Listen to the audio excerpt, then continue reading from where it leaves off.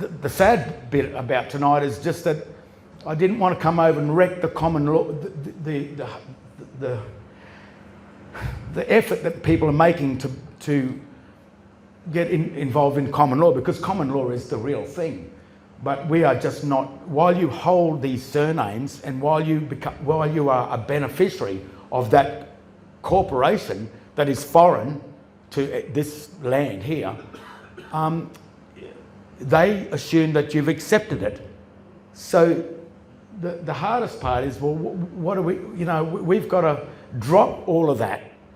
Yet it's paying our pensions. It's paying all this sort of stuff. And the reason why they want that type of government is because it's tyranny. You are charged with, when they charge you, you've been charged without a trial. In a normal common law court, you can't be charged. You've got to be accused, and before the charging. But in this, they just send you the charge. There's a charge, and because you're in the military, that's what you are. A citizen is a military account, and when you're in the military, you have to do what you're told. So they charge you. You've got to pay the debt, and you've got to pay. And if you say no, you become a belligerent of the state, because you agreed by accepting the surname and by becoming a citizen, which is an antichrist. You've joined it, and that's where the consent for these governments have come. So it comes when you accept that surname, you're accepting fraud, and all that comes with her. Comes with it. That's right. All right. Cool. Now, so sorry. That's a lot to digest. Hey, you guys keep and I want to say sorry for this. I want to say sorry, and we've all. It was the question. Sire. Yeah. It was a sire name, and it was probably written as John Henry from the clan or that. But the fact that on your state birth certificate, it's not written in English. It's written in either all uppercase text, or it's written in a form of English that states it's a symbol. And what that is when you italic, in English, if you have an italic word which is leaning over, that's saying from another place. And if you underline a word, underlining means italic, and italic means from another jurisdiction or another place. So the sire name or the true name is not on any of the documents you hold. If you pull out your driver license, your bank cards, and all these things, is that your name?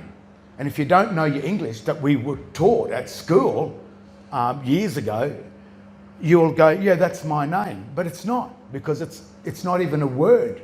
It doesn't, a word, a capitalised word is only the first letter of a word. All lowercase. And all the rest lowercase. In English language, there is no two or more symbolic symbols in English.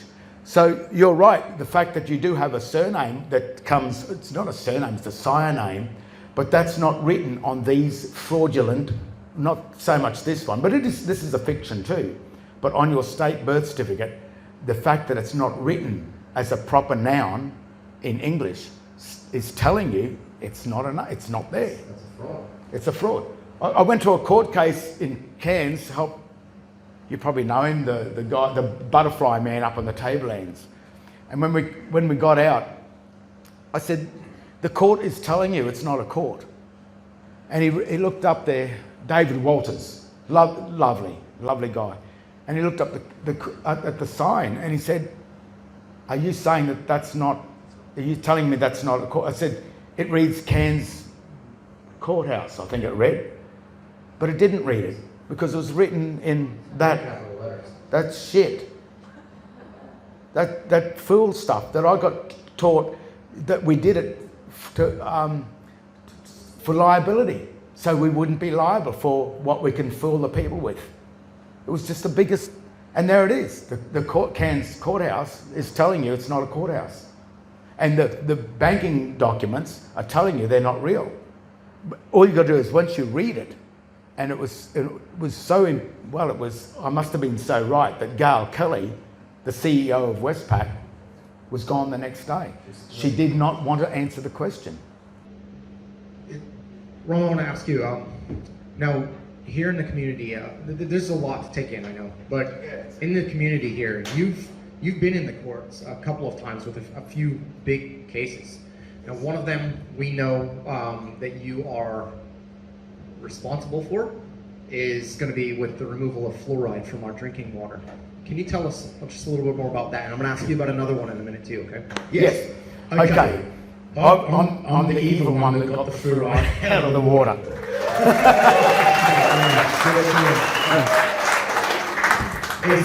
His name, Andrew Mashford. He came around and said, Rom, I'm sick of drinking this fluoride because I'm lucky I've got a creek up the back of my place and I drink the water that's out of this creek. It's beautiful.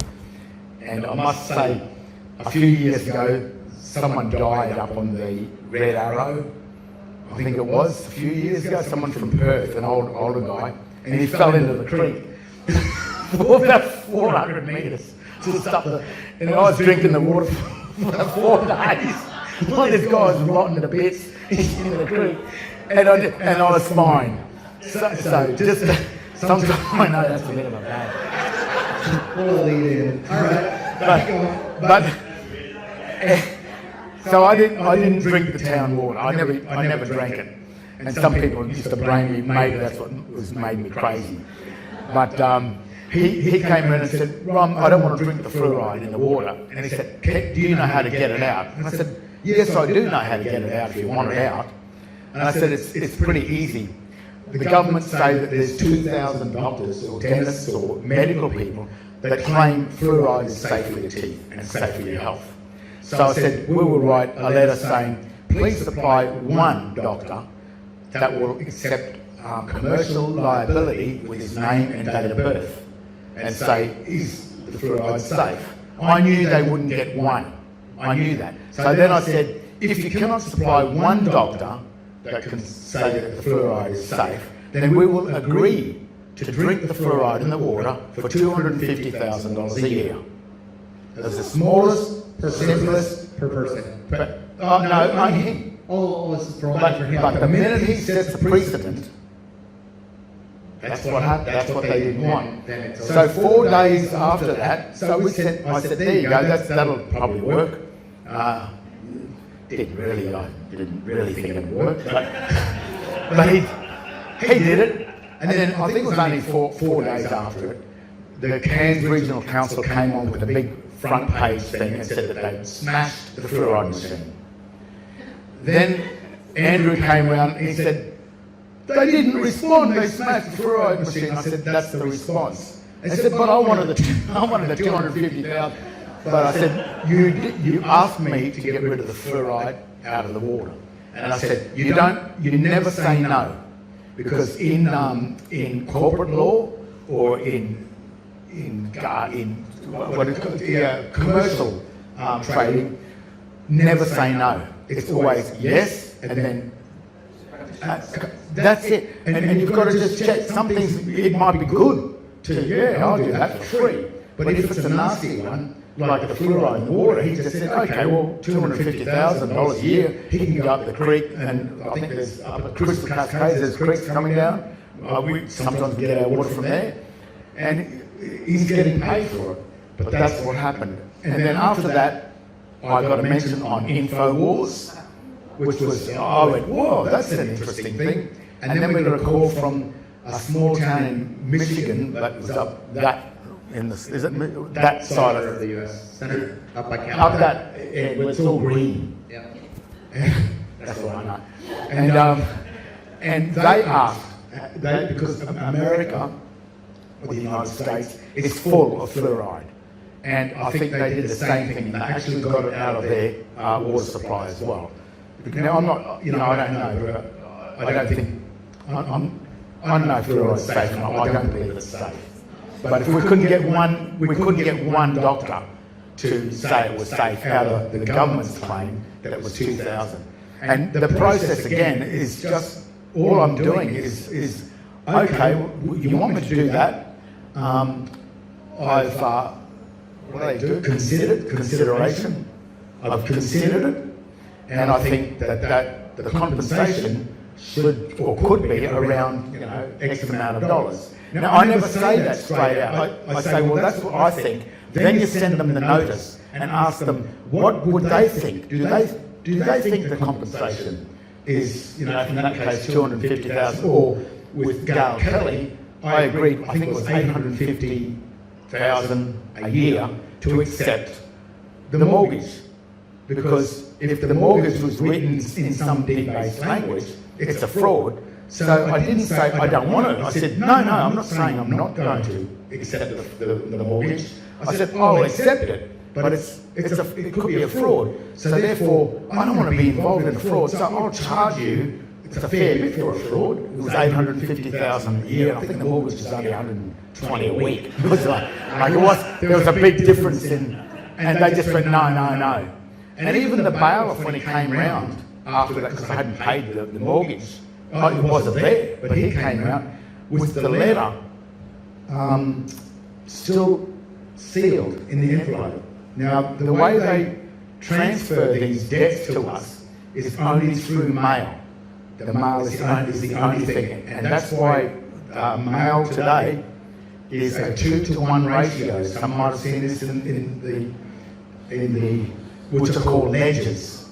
And a ledger, if you put in the dictionary, a ledger is the stone that sits on top of a grave, and it sits at a 2-to-1 ratio. So, and the writing on graves are written in the deed-based Latin, because when you go into the grave as a citizen, that grave says you're dead and you will never come back to life. You are dead forever. That's why they're there. So when you get a letter from the government, it will be a 2-to-1 ratio. It will have a window in it usually, so you can see inside, and the writing on it is the dead ledger language, which is all uppercase, deed-based Latin, your names and that. So the minute you open one of those ledgers, it's like scraping back the ledger, the tombstone off the grave and the spirits of the dead. And you're gone. And that's the sick side of it. The Masonic, why do Masons worship the goat? The goat in the Black's-Law dictionary, G-O-8. In the normal dictionary, we know what a goat is, but G-O-A-T in the Black's-Law dictionary is the sewer, and the sewer is the underworld, where the water from the sea usurps up through the cities through the sewer, and then comes up, and that's how the law of the sea is usurped up into these cities. Yeah. Before you answer that, the question is, if you get a government notice via email, so they don't send it to you in traditional mail. Yeah. Right? Is that correct? So how does that affect its significance? Yeah, that's they will try everything, but in my case, I don't open them. I will not open an email. So if it does come, and sometimes, now I had this little argument with Mr. Comans, because they tried to send me the notices, because I never open anything. It's always sent back to, and this came up because on the bench, I said, look, I haven't received, I think one of the court, the court went for about 4 or 5 days. It was at $300,000 back then. I never paid a cent. It cost them that. Actually, it cost the prosecutor that, because they created the debt, and because they couldn't confer the debt onto their debtor, they thought they had to pay it. But the mail that I sent back, Mr. Comans had that on his bench, and he said, why didn't you turn up to court? And I said, well, I didn't know the court date, because we had to change it, because my ex-partner's mum had passed away and had to go to the funeral, and it was on the court date. So as a good so-called citizen, I went into the court and said, look, I can't make it this day. I don't open your mail. I don't do any of that. I said, you're forcing this on me, but I'm cool about that. Can you please tell me the court date for the new date? And they said, we can't. We can only issue it through the mail. And I said, I cannot open it. I don't open your mail. It's against the law. It's not my name, and it's 25 years imprisonment to interfere with another person's. 10 years to interfere with, 14 years to interfere with another person's name, and 10 years mail fraud if you open someone else's mail. So then they tried to send it through email, but it came with an attachment. So I did open the email, but there was an attachment, and I didn't open the attachment. And when it came, I said, I didn't open any attachments. I don't know what you were talking about. But as soon as I said, did you send, he said, we sent you the mail and you returned it. And I said to him, did you write my name on it? And he said, yes. So I got the name. I said, is it written in English? He said, yes. And so, well, surely there's an address. And he went to read, I think he read the first part of the word of the address that was written in debased Latin. You see the mail's always sometimes the name or the, yeah. As soon as he said that, I said, you told me you could read English. I said, you said that. And he just got the mail, he went, then let's forget about that. Just pushed it aside, don't worry. And then from then on, it was Mr. Comans and I, he was the magistrate. He said, look, from now on, Rom, this is between just you and me, you and I. And so that's how we got through it. And I knew by then, it was also a military magistrate. They flew him up because the prosecutor said, we don't understand your stuff. He said, it's a bit of a bother for us because I was complying to everything, pleaded guilty to everything. But they couldn't understand, but he was good. He was a military magistrate. He understood that it was just trust law. You are either the debtor or the creditor. And all the magistrates, and even the High Court of Australia, when you get a case into the High Court, all they determine is, did the process of law, was it the process of law, was it conducted? They want to make sure that the lower courts, just as long as the process of law was being conducted correctly, because they cannot break the trust. If they've got a creditor in the courtroom, they thought it was a debtor, but they found out it was a creditor, then it's straight away, they can't, that's why, sometimes they say some of these Masons, they get away with murder. It's just that those people, and not lower Masons, I mean probably 31, 32, and 33, that are the only ones that may know this. They understand that it's just a creditor-debtor based system. But you're right, with the mail, I don't open that. I don't have bank accounts or anything anymore, so it's been great. I put my cash in a bucket, and when I go to the bucket, it's the same amount of cash is still there that I put in. That actually leads me to my next question for you. Yes. Now, you've got, along with all the rest of us, we've got this this vault, if you will, of your wealth that belongs to you as a living man, right? As Romley Stewart. Yeah. And that the Vatican holds for you, or now they control it for you. But before we go, okay. I'm not the living man. There's the reason why the so-called Star of David, it's got 6 points, but it's made of two pyramids. One like that, and the bottom one like that. The top one is the Old Testament, and the bottom one is the New Testament. And the word testament means contract.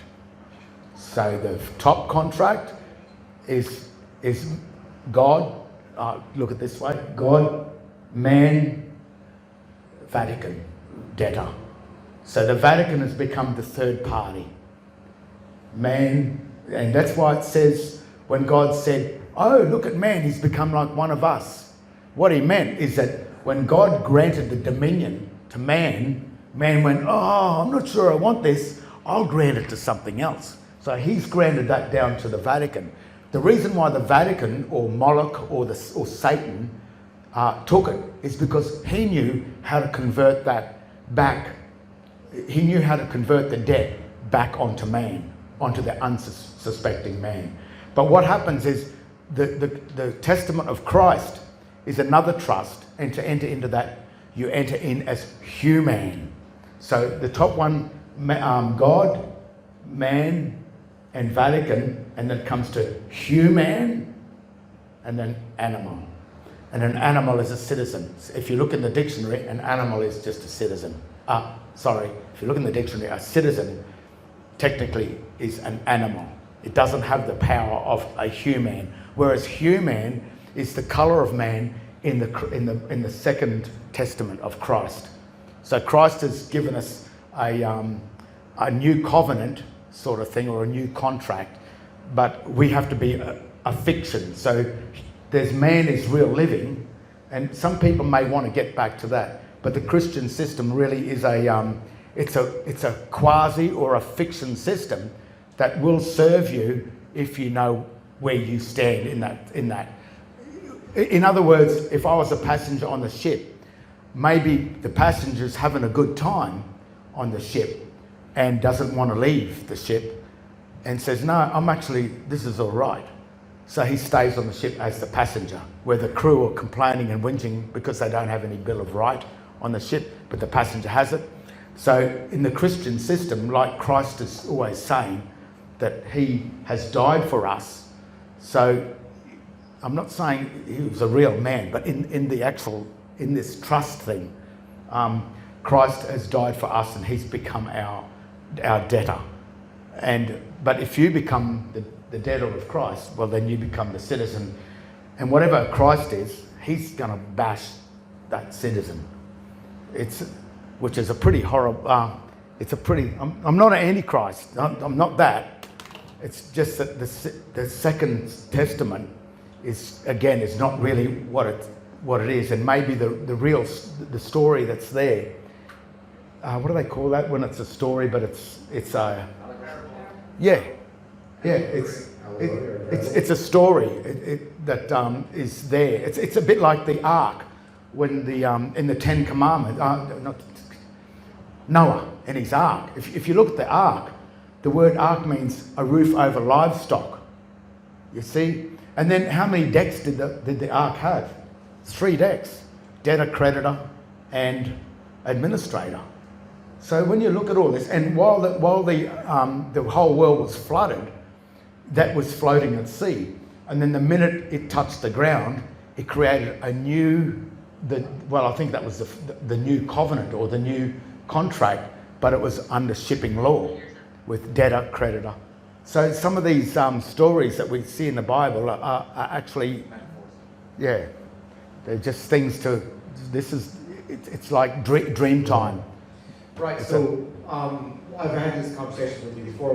What I want to get to is you've got another case where you were in the courts, and I think it dealt with ergon, and you were trying to access your wealth. Because, it's yours, right? So can you tell us a little bit more about that? I won the ergon case. I seem to win all the cases. Yeah, this one's particularly interesting to me. But this one, I don't even win them. They just kind of go, oh, it's not what we thought. So I don't know, and I'm not really a winner at this, but I did work out what's happening. After the court case in 2016, when I was the worst man in the world and I was a terrorist, and I won it, I guess. Well, they just let me go. They just said, oh, you can go now. And a lawyer from across the road, who was the duty lawyer, Paul Richardson, and he was always watching, and he's a lawyer and he's a really lovely guy too, you know. Actually, most of these people in the court are actually they're not as mean as we think. They're just doing a job with the debtor and creditor. But he said to me, Rom, I'm aware of the Ergon Energy case, and you're owed $29 million, because that's what I charged Ergon for acting as the debtor of holding their debts, to accept their debts. I said, I'll accept your debt, and I sent them the bill. And then the first case went before Magistrate McFadden, and it was really weird, but they brought the sheriff in, John something Brace, and in the end the magistrate said, did you respond to this letter that came back from Rom agreeing to pay the Ergon debt for, I think it was 750,000. And I got these figures from the CEOs of the Commonwealth of Australia Corporation, and on those, filed in this US SEC, and these guys are all getting paid 700 and 850,000 a year compensation, which means no tax. So if you are compensated, that's not going up over and above. A compensation is damaged and you're being brought back to parity, basically. So there's no tax in that. So these guys were getting 850,000 to be the CEOs of Queensland Treasury Corp, State of Queensland, State of Victoria, all filed in the US SEC as companies. So I said to Ergon, well, that sounds like a pretty good price. A good deal. That's a good deal. I'll take that one. And I sent them a notice. I said, well, you can respond and get back to me and drop the price if you want to. You know, maybe drop it even to just the price of the power. But at the moment, and they didn't respond. They just didn't respond. So then they got and dragged me into court. So I go in there. And when the magistrate said, did you respond to these letters? He's agreed to pay the debt, but he's charged you this much. And then Darren Brace, the sheriff, started bawling, started like you're sitting there. And I was in the witness box, and I got out of the witness box and put my arm around him. I said, it'll be right. I said, we all love each other in a spirit of brotherhood, don't we, Mr. McFadden? And he's the magistrate, big fat guy. He's just going, oh. And he said to Darren Brace, the sheriff, he said, if you don't respond, what can I do? He's going, what can I do to save you? You have to respond to a notice. If you send a notice of a bill and he writes back, you must respond within the set time, 14 days or 28 days. So what happened is Darren Brace was bawling, and I got back on the stand, and then McFadden, the magistrate, said, my arms are tied. I'm tied. I'm tied by this contract that I responded to. And at that time, I think it was $14 million. And I didn't, it just started with 8, and it just added up. And I'm going, God, these guys just, so I just kept on sending them. And then Mr. McFadden in there said, look, the magistrate said, what do you want to do about this 14 million? He said, I can't, the bill is invalid because the bill that was sent by Ergon was written in dog Latin. And he said, I agree. It's not your bill. He said, it is not your bill. You don't have to pay it. And then he said, what do you want to do about the 14 million that was owed to me? And I said, I wasn't ready for that.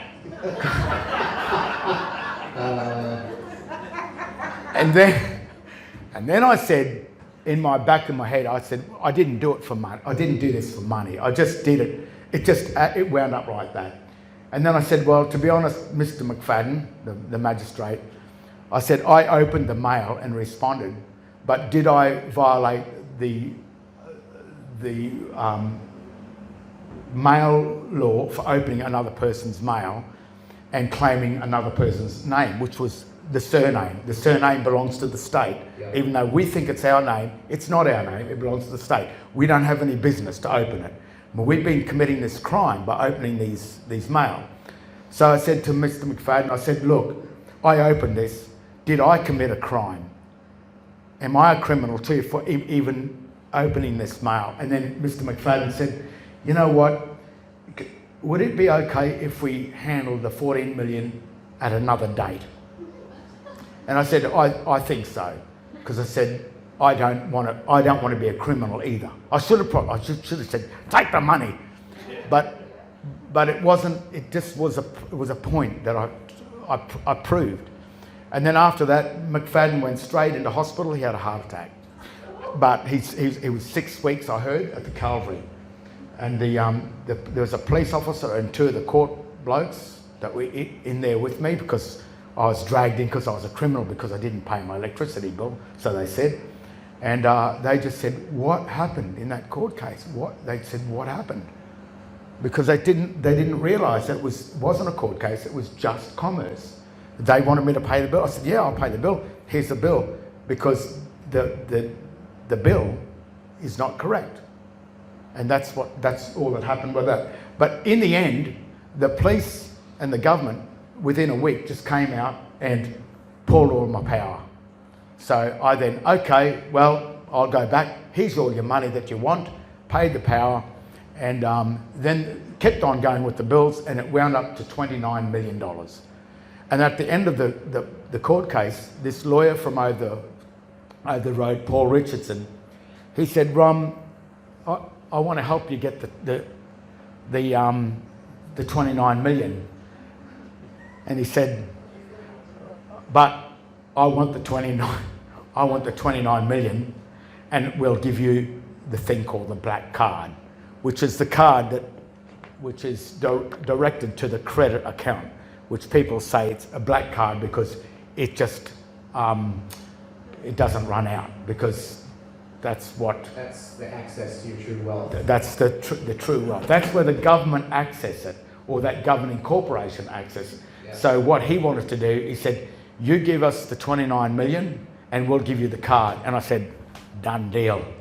Because the money that's inside their system, the dollars that we get, you can't actually buy anything with it. Because it's a promissory note, and anything bought with a promissory note is not. That's why no matter if you buy a house, if you don't pay the rates in 3 years or something, they'll come and just take it off. You can have it completely paid for, but you paid it with this cash, this promissory note, that means that it's never been paid. So that's why I lost interest in all these great big billions and millions of dollars that you can get, because it's actually worth nothing. But that card, that's what I wanted. And he said to use this card, don't live on the top floor of the Hilton. You don't have to live on the bottom floor. But he said, if you can just be discreet about it. So I said, you know what? That was the whole point of this whole exercise, to actually exercise the true standing of the creditor or the benefactor. And there's another word for that, but I can't think of it. Patrician. It's patrician and plebeian, which is debtor and creditor. There's many different words for these things. Yeah. And what happened then is I agreed to give the 29 million, so that would wipe out because this debt is still sitting with the government. And the lawyer said, we've got to sort this out. Otherwise it won't go away. And it's just accruing, and they have to sort it out. So I was eager to do that. I'll just get the card and go and live this great so-called life. And he said, I can even go to Thailand. Okay. But after that, I said, okay, I will write a notice of acceptance to hand over the debt. That means it would be wiped off the government debt, or they would have to pay the lawyer. And I then wrote to the Registrar General, who is the guy that signs your birth certificates and certificates of birth. That's your trustee. That is the king, the guy in there. There's not the government, it's not the banks, it's none of those. That's the guy. Because this is the guy that the bishop of the Catholic Church gives your soul print to this guy.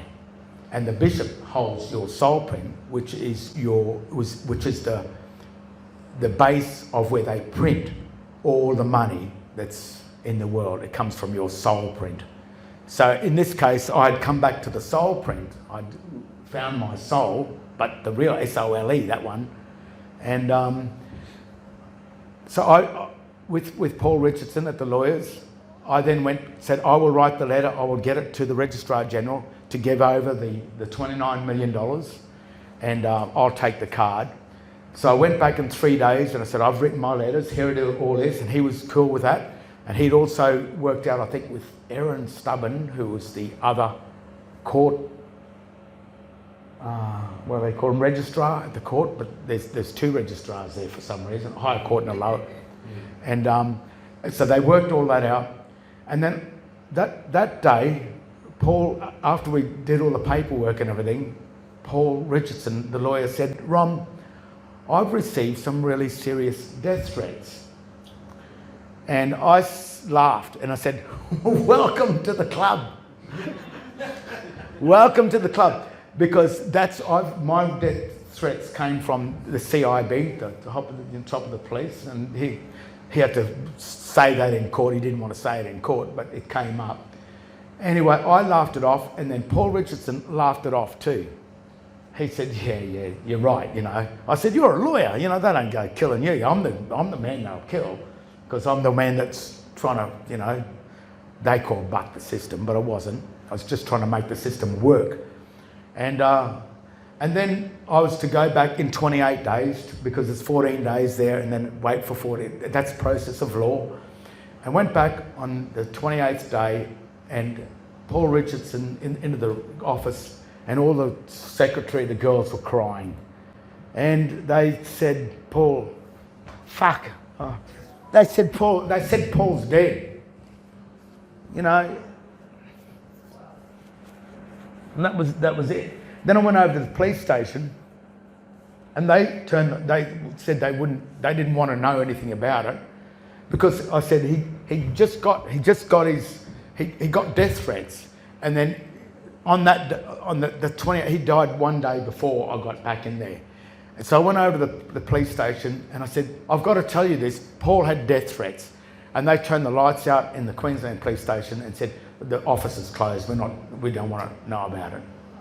So that's what happened to Paul. And then what had happened, I'd say that because Paul was in the legal system, technically he's not allowed to touch, because it's a trust system.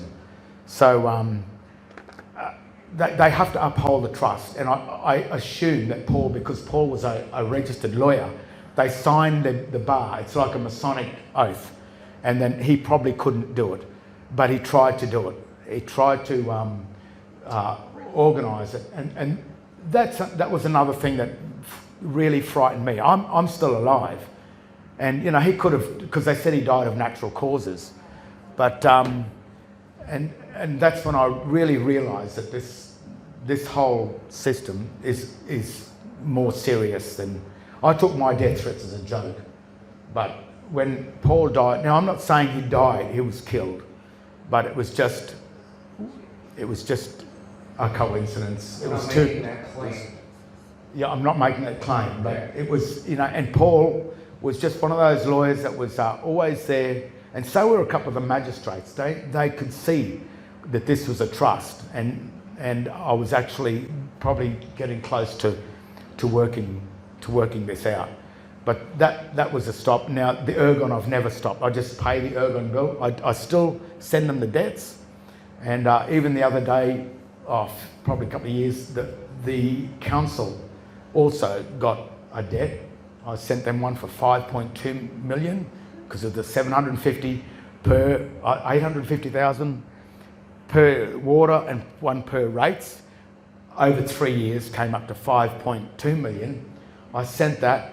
They laughed at the contract, and then 3 months after they laughed at the contract, Steve Cavendish, the housing guy, came running down to me with a $5.2 million debt sent by the Registrar General, because I sent the Registrar General the debt to agree to pay the rates. And when it came, and so the Registrar General sent that to him, because he's my trustee. If I was a citizen, I would be his trustee, but because I'm a benefactor and not a beneficiary, he became my trustee. So the Registrar General sent that bill, and Steve come running down, we got this bill. And I said, well, am I paying my rates happily? And all the girls in the counter said, hey, he's our nicest customer, he's always happy, pays his rates. And I said, well, I'm happy, I did the right thing, I paid the rates, you wanted the rates paid, I did all of that. And I said, now you be happy about that debt and pay it. And give it to the Registrar General. He said, but you're not getting it, how come he gets it? I said, because he's my trustee. And maybe at some time, when this, I think it's 70 years and 10, the pagan trust lasts 70 years. So after the pagan trust is over, it may have to mature or pay out. So those debts that are in there may have to be paid out at the end of 70 years. But this is all testing, and but the fact that I sent the debt to the Registrar General, and the fact that the Registrar General sent the debt to the council, and after that, I think it was, what's his name, Andrew Jett, the CEO of the council. Of the King's Council? Yeah, gone.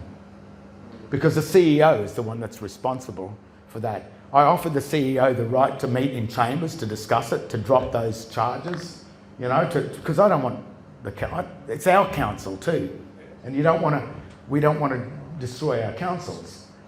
So that's no. Well, I don't. Okay. Yeah, they still fix the roads. Okay, done. So that's but they're interesting things that by getting involved in this trust thing or seeing the government how it really is. When the government is faced with the reality of it all, that's when things start to go a bit skewy. But as you can see, the depth of it and the complications to get into my position, it's a choice. If you've got a good life, if you're benefiting from, even though it's a fraud, if you're benefiting from it before you go down this path and nearly destroy yourself, just, you know, I have to say you've got to weigh these things up. And I mean, we know it's a fraud. I know it's a fraud, but the last thing I want to do is encourage people to you know, destroy their own life or have a life like the last 15 years of my life has been hell. But in other ways, I'm glad. I feel really like it's an incredible amount of power. You do have a directive power over the state. And they were the final words of Mr. Comans in the court case. He said, I don't have the power of direction, I only have the power of administration. This is the magistrate. He said, whereas me, in his political stand, holds the power of direction over the state. So even he admitted it. And he told the prosecutor. He told the prosecutor, and then that was the end. That was the end of the court case. Prosecutor, you need to get used to this. Yeah, he said. Yeah, and that's the other end. He said, you better get used to it. So ever since that, every time the police or anything, now there might be things that are slowly starting to happen because police. There was another thing. Police used to give out tickets on the side of the road. Well, if it's a fraud, any police officer that hands out a ticket is uttering fraud, which is life imprisonment. If the banking system is a fraud or a counterfeit, then that means that police that are working with the banking system are issuing or uttering counterfeit documents on public lands. And so police have had to come back, and they've got iPads and that now, where they are starting to just do the iPad. And I told them, that I've said to the Registrar General, some of these notices, you better stop doing that. Otherwise, your police are going to be in trouble for fraud or whatever. So now they do the iPad, then send the mail, send the ticket through the mail. And then when you open that ledger and that dead spirit comes out and grabs you, that's your own fault. Yeah, you've consented to it. But they have to follow those satanic, Masonic, Jesuit rules, and they have to start following it more and more, because more of us are starting to work out the reality or how it really works. And you know, like tonight, a lot of you will go, "Wow, that's a lot," but at some point in the future, all of you guys are going to go, well, what really is happening here? Yeah. You know, this is not common, or this is not anything normal. This is something completely left field. Ooh. And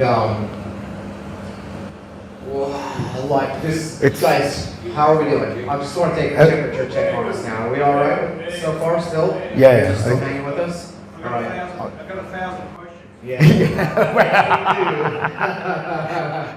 Now, I'm gonna.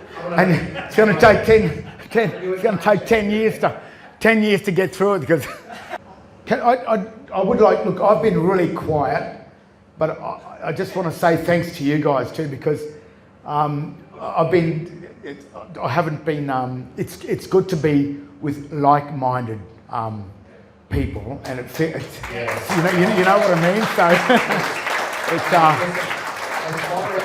as far as our time limitations go, we do have. It was. Yeah. I'd just like to say that's still running at the moment, which is amazing. When it hit 100 views, I shit myself. And at the moment, it's still running. I haven't put a video out for a year, and it's running at between 600 and 900 a day. So that it's over 2.2 million views. So it's pretty amazing. I reckon I've got a few things wrong in the earlier videos, but they're all full of very interesting stuff to get people to open up and see there's something more to this, you know. But I appreciate it. Yeah, I see that, and when people are on the debtor side or holding the surname side, like you were saying before, they want you in prison, they want you down. And I think what might happen in the end is that people will eventually just go, I've had enough of being the debtor of a foreign private corporation. And that's that day when people will just, they'll know themselves they've had enough. And I guess what I'm saying is there is a way out of this. And Christ, he's the one that actually has told it, because he said, come out of her, don't be with her. And the way we've been put into this is through the surname. And the name that was given to us by Christ, or it even says on this document, Christian name, is the name that you become back to the creditor. But, you know, the thing, I don't get any government assistance, but I worked this out earlier. I've got my room rentals, I've built some units on the property. So I've got enough income to survive and pay the rates and do all that sort of thing. I'm no millionaire, but I'm happy just being able to survive and live quite well, probably in around 12,000 or 1,200 a week, without ever going to the government for it. And even when the council came out, they said, "Oh, you've built flats on your thing." I said, "Yeah, well, if you put your name and date of birth and tell me to pull them down, I'll do it." So then we talked about rock and roll and guitars, because I love that sort of stuff, and a cup of tea. I said, you're welcome here, rock and roll and guitars, to talk about that. Any government official, but if they talk about anything else, it's 120 grand. And so they quickly go back to guitars and rock and roll. And that's, it's always boils down. So there are ways that we can do it, and we've just got to start looking at it. This is not a government. This is just a company. It is BlackRock. It's all coming out now. Yeah. It's BlackRock, it's Vanguard and State Street, and you name it, you know. And we don't even know. We probably do know these people. And when David slung that thing, that rock up into that giant, what do they call it? The Nephilim. The Nephilim. Now, a lot of people go, these Nephilims are giant. The Nephilim are the corporations. They are the giant. Monsanto is a giant. Gates, that's a giant. These are the real giants. And if you look at the symbolism of David flinging that stone at the head. So if you want to fling a stone at the head of one of these corporations, go on to the US SEC. You'll even find Australian corporation, and their address is there, and the bloke you're going to throw that notice to. Whenever I send a notice to a company or a corporation or the Commonwealth of Australia, that's the one I go through. But I actually send it to him, this guy first, and then I send a copy of that to that head. And that's all David did. He just slung that stone, which is one of those all uppercase letters, the stone writing on the graveyards. you put your notice and you use that satanic stuff and lob it at the head, which is on the USCC. Then you'll see the CEO and the secretary or whatever they are. That's who you address the notices to. So that's the way. That's the other side of getting around this, and that's what I want probably more people to start looking into it. If you want to find a company, just go into the USSEC, a United States Securities Exchange Commission, and put in company search, put the company there, and it's amazing who you start to find. Oh yeah. And you'll find their name, their address, they're all on there, these poor buggers. They've exposed themselves, you know, and then that's when you start to control these monsters.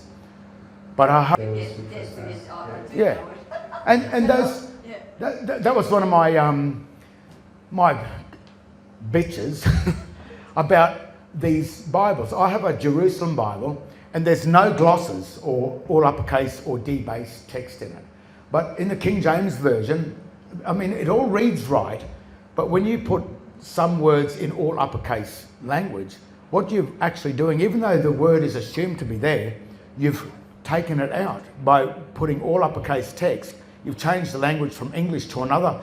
If you've got Lord written with four all uppercase symbols, technically the Lord has been removed from that Bible in a technical sense.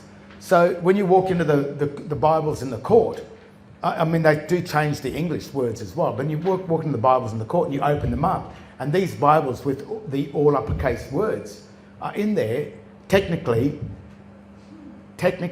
removing it. And I think at the end, anyone that in Revelations, you're not supposed to change anything in the Bible, otherwise you burn it or whatever. I forget what they do to you, but it's not good to change you can't change the words in the Bible. So by glossing or putting a different language in there, technically you're removing those words. And I think that's what another thing, it's you know, I don't know, it is, you know, and even with the English, I haven't looked into what you're looking at there, but my complaint was by putting this all uppercase text, which is satanic text. It belongs to Satan. It doesn't belong to the English language. Now, that is the key, is to go down without going into battle. And in all of my events in court, there was no battle. I was agreeing. I said, no, I want to plead guilty. I want to do whatever you want to do. We just got to talk about the compensation.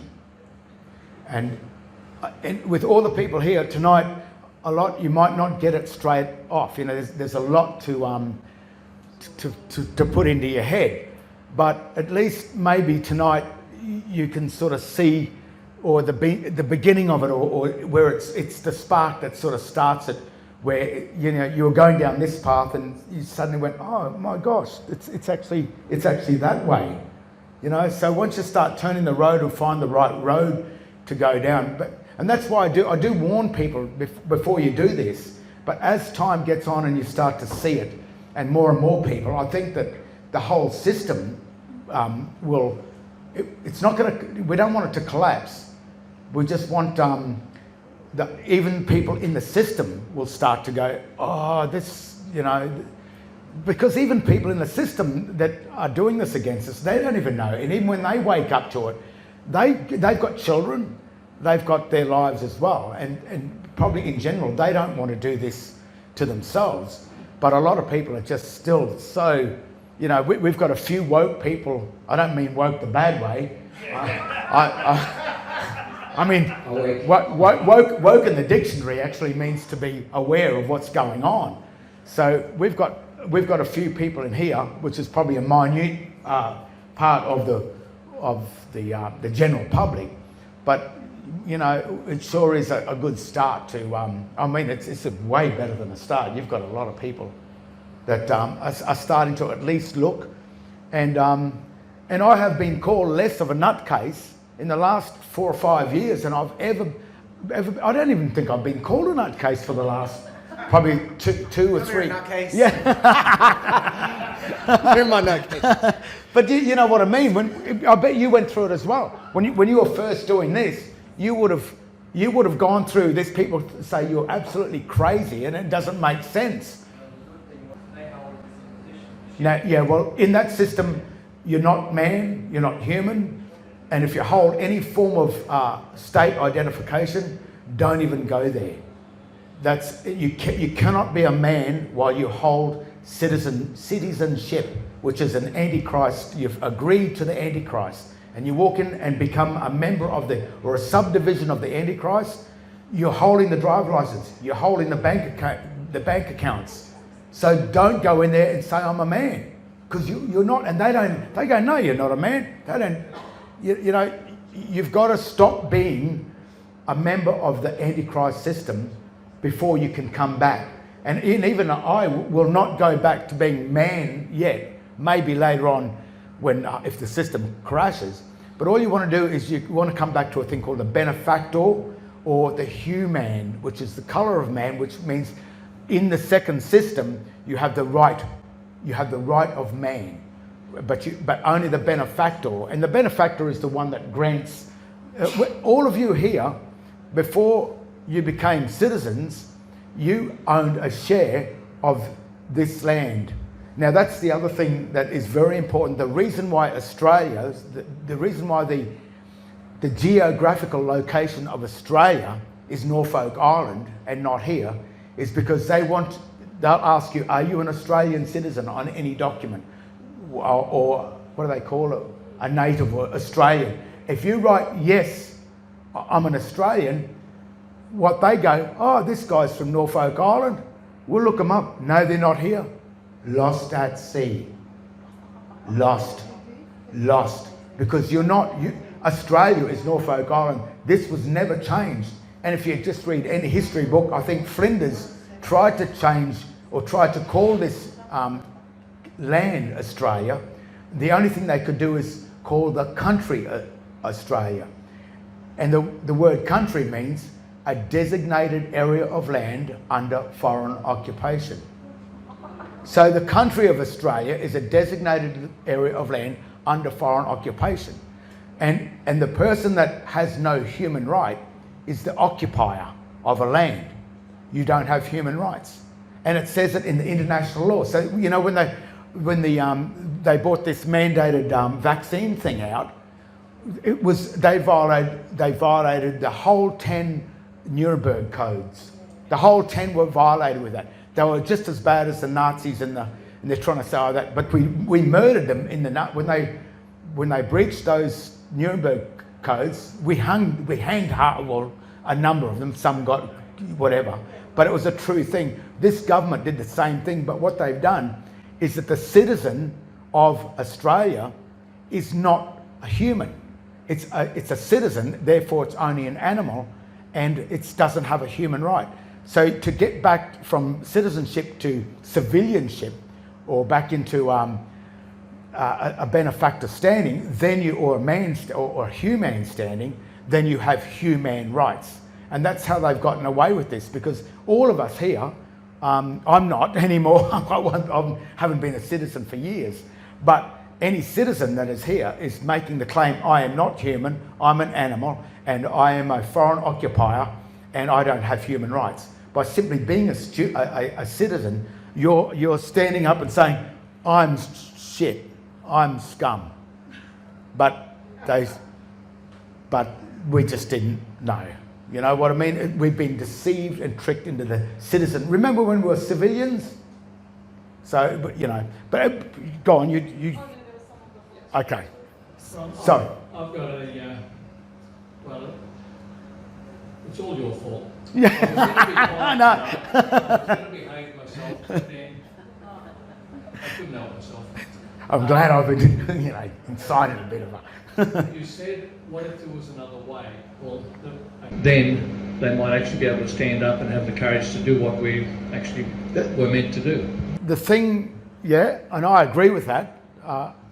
But the thing is, you just got to work out what Australia is.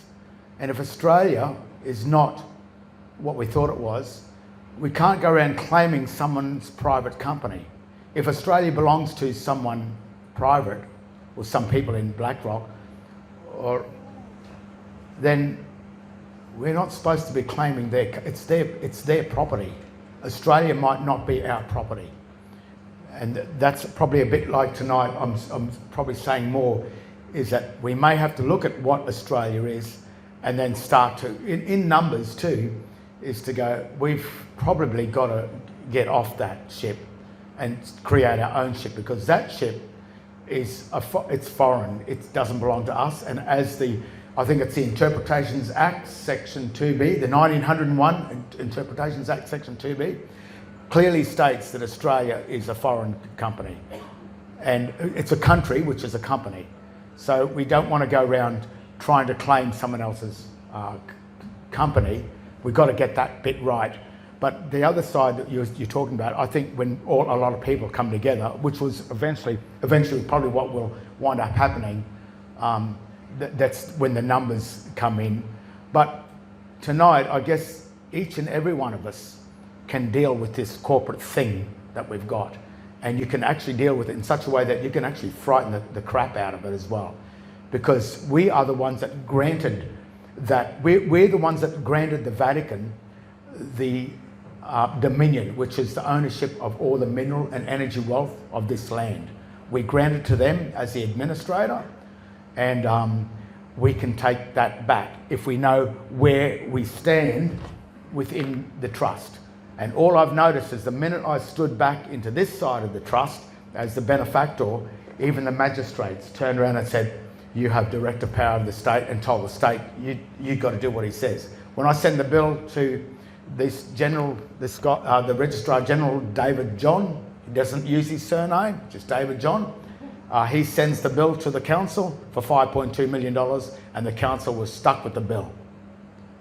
So now that did go back into my account. I don't have access to that account. I don't care at the moment, as long as they had to pay, and it sort of taught them a little bit of a lesson that that there is something going on that they didn't know. With all these CEOs and these companies and corporations, they think they've got all the power, but they don't. And the only way they've got the power is the ignorance. All of our ignorance of how the system really works. So tonight has got nothing to do with big crowds. It's each and every individual one of you people have this power here. It's there. It's all for everyone, and you can step out of it, and you can become a director of your estate. And your estate, as they say, it's probably worth about. Now, this was strange. I worked it out through the Pan Am disaster, because what happened with the Pan Am thing, it was shot down in international waters, and at that time, they had to pay out the actual sovereign trusts of the 350 or whatever dead people on the plane.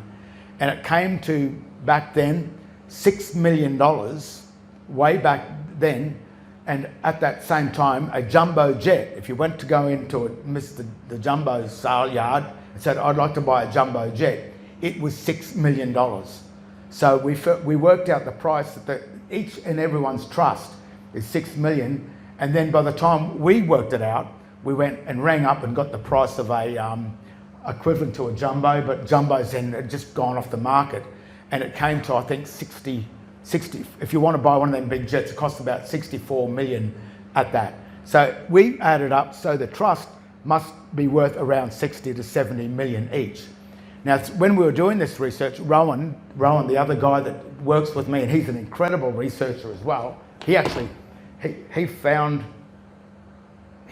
I found the book, he found it in the book, because we got the book, and I went, yeah, anyway, and I gave up. I went, I've had it. I went into my mate, and he said, Ron, what's wrong? He says, I'm giving up. I can't take this anymore. I don't have the brains to do it. And I came home, and Rowan was there, and he said, I found something in the book. And he opened it up to the 6.6, and he said, what do you reckon that is? And I actually got on the floor like a Muslim and kissed the ground, going, "Thank you, God." Because right on the very end of that point, I was given up. Then whoever does this goes, "Oh, you know, here it is." So, but anyway, I think I forgot where I was before. Pan Am. Now the Pan Am jet, and so it worked out at $64 million for the jet. But what happened while Rowan and I was there, we got a strange call from a magistrate who said, "You guys have cracked it." And I said, "Well, for a start, you shouldn't be talking to us. You're a magistrate. You've taken the same type of Masonic oath, which is the Jesuit oath, because once they become creditor, debtor, administrator, once you get up to the top of the administrator, they tell you things that you are not to know, or the reality of how the trust works." And he called us, he said, "You guys have cracked this code, you're onto it." He said, "I wanted to get into my estate, but now that he's signed his oath of office, he can never access that, because once you become that," and that's probably what happened to Paul Richardson, the other lawyer. And but he said, "You've made an error with the value of the trust." And I said, "Oh, okay. Well, what was it? What do you think?" And he said, at the moment, probably about 3 years ago, it was sitting at 144 million. So each and every one of us, 144 million, and that comes because of the reserve. You know how it's called the Federal Reserve? The money is not based on what's pulled out of the ground. The money is based on there's a mining lease. What do we estimate? How much coal is in that for the next 40 years? So they worked that out. That's worth 100 trillion, whatever, zillion dollars. Then the what do they call them? The doctor of geology writes up what the piece of land is worth, and then files that with the US Federal Reserve, and then that is the promissory note money system. So our promissory note is really based on the Federal Reserve, what's in the ground for the future. So it's and that's how the figure has become so large. But you know, the governments, they still have to access our accounts through a process of law, and that's why they really want to get us so in debt, so that our debt is really their credit. So the more these governments, destroy our societies, creating massive debt, it actually creates a credit for them, because as the debt builds up to 60 trillion, 70 trillion, whatever it is, they owe that back to us, that never return to where we are supposed to be to collect that debt. And because we don't return, they pocket it. And that's why they want us dead. And that's why these world wars have come. Every time their world wars come, they murder. They don't care what citizens, Russians, Germans, English, whatever it is, they don't care what citizens are dying. It's just as long as the citizen is dying before they work out that they've got to come back to the creditor side of the trust.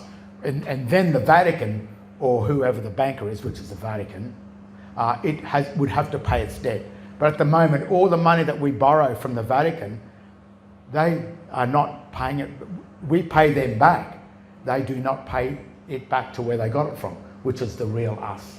And I used to say that was the motive behind these world wars, and what could be the Third World War if too many people start dying of these vaccines and stuff. All I can say is about that is just be careful.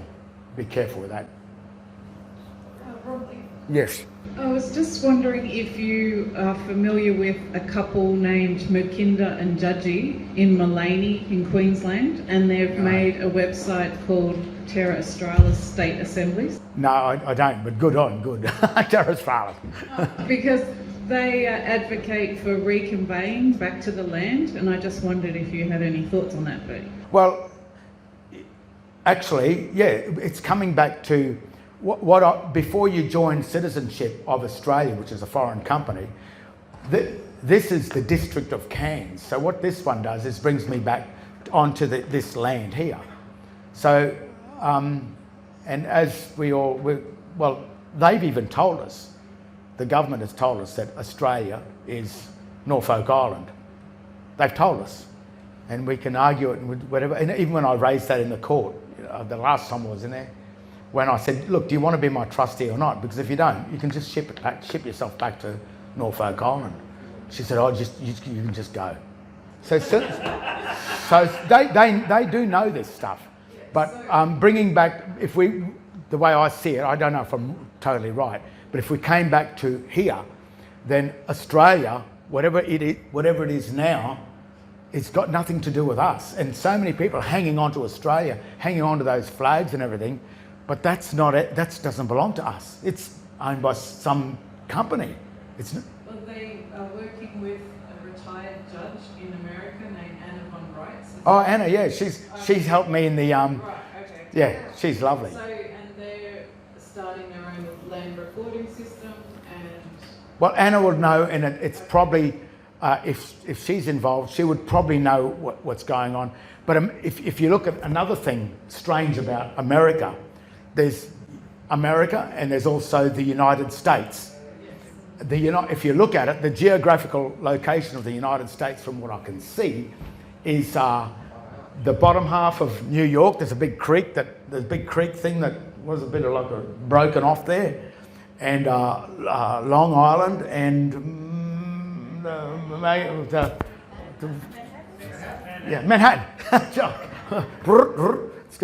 It's going out. And apparently I heard that the Indian, the tribal people did own it, but they bought it for $45. So New York was bought for $45. But that is, so all the United States citizens, like you were a United States citizen. No, you were. But if they do the same thing to the United States citizen, is they, are you a United States citizen? I'm a United States citizen, which just removed him off the United States of America, or off America, and placed him down into that little bit of where that city is. It's removed them off there, and the United Nations are on there as well, with all their, probably the USCC. So what they're doing is they're taking us from our true lands and legally placing us into some little islands or all to do with the British Admiralty and the City of London. So, and it's all Vatican, which puts us into the International Bank of Settlements and the Vatican World Bank, which is again run by the Rothschilds, who are the trustees of the Vatican. So it all boils back to this One World Trust started in 1302, which is the Unum Sanctum. Yeah, that's it. So, sorry, yeah. I have 2 questions for you. Okay, I'll try. My first one is, when are you going to write this all down so we can pass it on to every other generation? And secondly, how do we get our live birth certificate? Okay. I've had many people say, if you don't want to write a book, if you don't want to do more videos, write a book. So that would probably be great. It's a good idea. I've thought about it, but now when you apply for the birth this thing here, you're going to have trouble because they don't want to give it out, but it's your right to get it. And when you do it, you don't fill out any forms. You could either write a letter to the Registrar General and your name and date of birth. Your name is a Christian name only, and the date of birth is the date of registration. If you look on your birth certificate, just look down further, date of registration. And the date of registration, I'll just show you on this, hang on.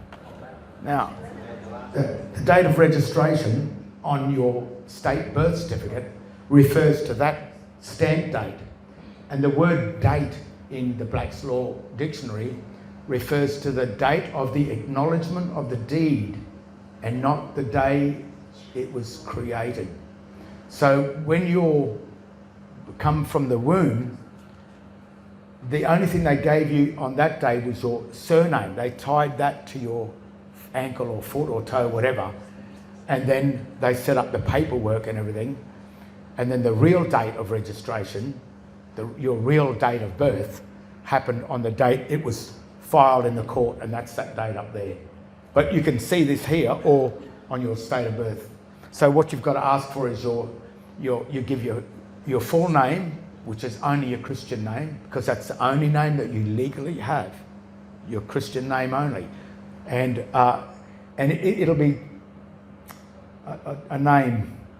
Kentucky Fried Chicken is 3 words, makes up one name. So you might think first and second name, you might have 2 words for a name. So that means that your one full name may be, like my full name is Romley Stewart, and that's all there is. I don't even dare utter the surname, because it is not my name, it belongs to them. So I don't even utter it anymore. But by not uttering it, by not doing that, suddenly I've been exempt from a whole lot of, they can't even send you a charge, and they can't, because when you go back to your Christian name, you are the actual owner of this land here. But because we chose the surname to get a benefit from the state, we left our true standing, and they won't let you get a benefit from the state unless you change your name to the one they got, And if I don't hear back from them? What you do is you write to them and make a demand. Just say, this is what I want, this is what... you tell them you've got every right to have it, and then get it picked up from the counter, from the registry office, the court. So you just go into the court and apply for it in the court. I got this at the courthouse, and that's what they couldn't believe. They said, how could you get this at the courthouse? They only give the other ones out. No, they give the 2. So I get the address I say to mail it to is the courthouse? Yes, say I want it mailed to the courthouse, and you want to pick it up over the counter. So then that means that it goes to their name. They're the ones that open the ledger. They open it up. You're not touching it, because if they send it to you, then you've got to put your surname down. So the minute it goes to your surname, you become the trustee of your own name. You don't want to be the trustee of your own name, because that's what we all have become, trustees of our own name. You want to be the real thing. So you've got to tell the Registrar General, is that Queensland? Yeah. I think it's still David John, I'm not sure if he's that, but you write to the Office of Registrar General, heirs and successors. So that means that whoever takes that office, whoever gets in there, he's got to answer to it. So it doesn't matter who sits in the office, because it's you need the office, and then you just write that you need your certificate of birth, and you give you only your name, not your surname. Don't have anything to do with your surname. Put the date of registration, not as your date of birth is just date of registration. Don't write date of registration. Put the actual date. And do the courts somehow contact me? They'll probably ring you up or something. I think they did that to me. I came in, and when they opened it up, even the girls at the court said, "What's that?" I said, "That's a real birth certificate." Do you decide where you were born? Like state of the city or the town? Well, yes, you can, but also there'll be a number in registry, and when you look at your certificate of birth, not the number up. Oh, this is certificate of birth on your state birth certificate. It'll have just a number up there somewhere, but look for the number in registry. So I think it's a 5-digit number, and then you add the year that you were born in the front of it. So my registry number is, the number I use is 195615635, but the number on this is without the 1956. So what, her name was, she's a lovely lady. The Registrar General, when I was speaking to him, he didn't know what was going on. So she put me onto this other girl, and she said, the reason why you've got to put your date of birth is because when they go through the registry books, they go through the year. So if you were born in 1980, whatever it is, they go to 1980, and then they go and look for your the 5-digit number. So when you put number in registry, add the year you were born, 1980, and then the 5-digit, and make it a whole 9-digit number.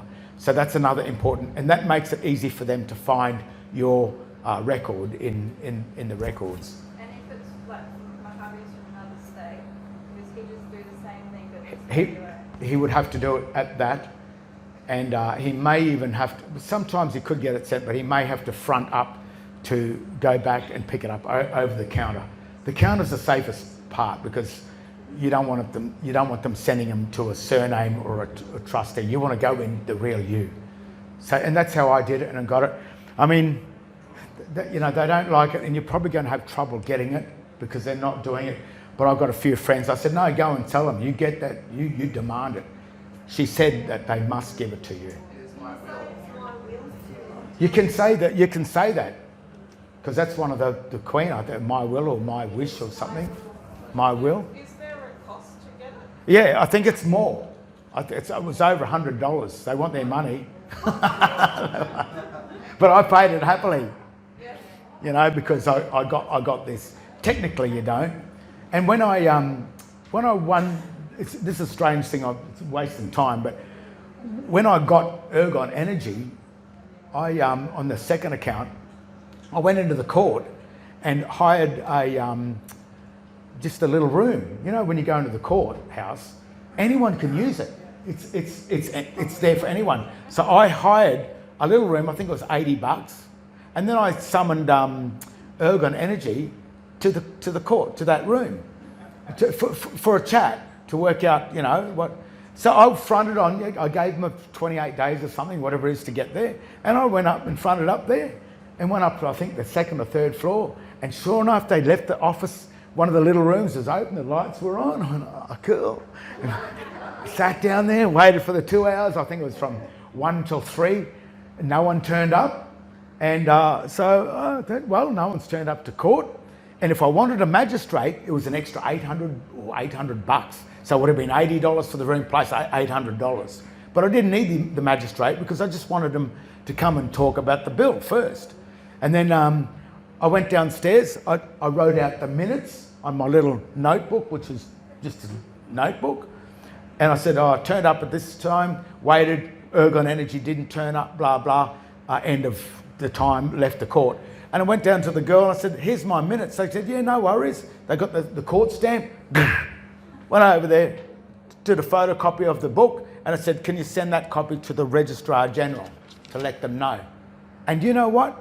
When I was talking to Paul Richardson, the poor guy that got killed, he said, you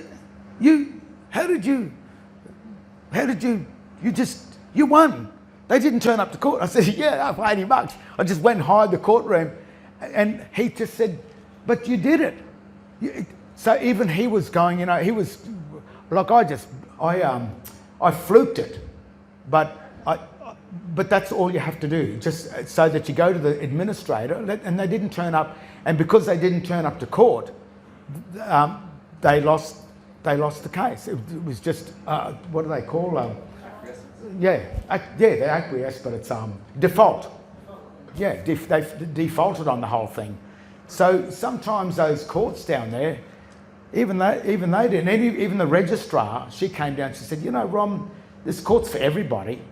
It's not just for us or the police.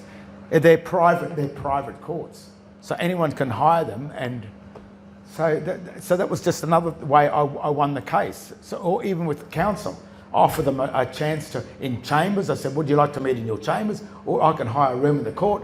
Come down and we'll spend a couple of hours there. Bring some cakes or whatever. But you can, it's only in the little room, and have the talk. But if they do not turn up, they've defaulted. And then whatever you've said, because I never make when I say you're going to pay $850,000 a year, I say, how would you like to? How about $850,000? What do you reckon of this? Do you think that'd be all right? The $850, and we'll meet at the court and we can have a talk about it. The minute they don't come to court, then I go, oh, Jim, they must have agreed to the 850,000. And then I send them a notice, you defaulted at court, it's 850,000. So you don't make the deal straight up. You ask them what would they like to do. And then, so that's how I handle these matters. And that way you stay friends with them. Not really, but... but, yeah, they think you're a bit of... But I haven't done... Whoops. Yeah. Rolly, Anyway. I realise with the Registrar General, I'd have to go back to New South Wales. Yes. Right? But how would anyone that's born overseas, how would they get on getting a birth certificate? That's going to be the same thing, And when I've got one from Germany. I'll bring it next time. you did it, No, I've got one. It looks real original because it's still written in this old German language. yeah, And I'll bring it next time. yeah. Bring But that. how? Well, I think the question is. Oh, I just want to ask one Sorry. question. One Yes, second. yes. One second. When you picked that up, did you have to show proof of who you are? No, Well, how did they say, oh, you just got some letter? because if I had to give any form of identification, I would be identifying as a citizen of the state, and that means I could not touch that. No, but how did they know to give it to you? Because I was just a rat bag, and I said, hey, right, that's what I. But they knew who I was, because I went in there and wrote out they asked for identification. I said, no, how can I have identification? It's me. I gave you all the information, and then I actually David John, who was the Registrar General, he rang me up. And then I said to him, that's what I want. They said, yeah, okay, no worries. And then sent it to the court. And they have to give it to you. But because I gave all the information, and I was the one that gave the true date of birth, the true name, and the true number. Registry number. Number and registration. Yeah. So So what did you ask for when you went? I said, I want my birth certificate. And they said, you need a name and date of birth. I said, yeah, no worries. Romley Stewart, 2011. And then they pulled it up. Yeah. And then within probably 7 seconds, they had it on the phone. Hey, we found it. But the thing is, when it did come up, when the girls opened, I said, they tried to give me the envelope. I said, oh no, you've got to open that. I'm not opening that. That's not addressed to me. It's addressed to your court. So, okay. So they opened it up. But when they pulled it out, they said, what's that? I said, as I said, that's the real one. Because they said, we've never seen it. That can't be a birth certificate. I said, yes, that's the real one. It's because we just don't know. And again, that took a lot to work this out. You've got to somehow work out that you're not who you thought you were. It's really impossible to, because I thought, sorry. How did you know that it was actually there yet? Well, if I wrote the letter, I'd probably say, here's my phone number, give me a bell. It had to be a trust that's got a debtor and a creditor. So when you get on a cruise line, you've got a choice, debtor or creditor. So if it's a trust, this is the creditor side of the trust. But you just gave it a week or two before you went back in? It took 2 weeks for it to come up. Yeah. About 2 weeks. And then They called you. Yeah, they called me. It was quite. I thought it'd be up in days, but it actually was about 2 weeks. So you put your phone number in the letter? I put. They had a phone number. My phone number. I still have a phone, but it's under this name. They actually gave it under Romley Stewart. It's not under the other name. And then they sent me all this thing to get a nice new shiny phone. I went back in there, and they couldn't. There wasn't enough information to give me another phone. So they just said, "Oh gosh, we've somehow given you a phone without." I used this this number, the 1956-15635, and it worked. You know how you've got to give a license number or something? Well, I put that in there and it actually worked. So they gave me a phone under Romley Stewart and this date of birth, which is nearly impossible, but I can't get another phone by using this. So they've clamped down on that as well. Not that I really care, but It's but I still use my old phone. That's actually got under this. But I know that they don't like people finding out about this. Right. I'm gonna. We've got a lot more questions. Yeah.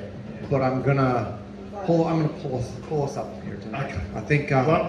Look, is it worth our time that if we ask you to come back in, Rom? Would you be all right with coming back in another day?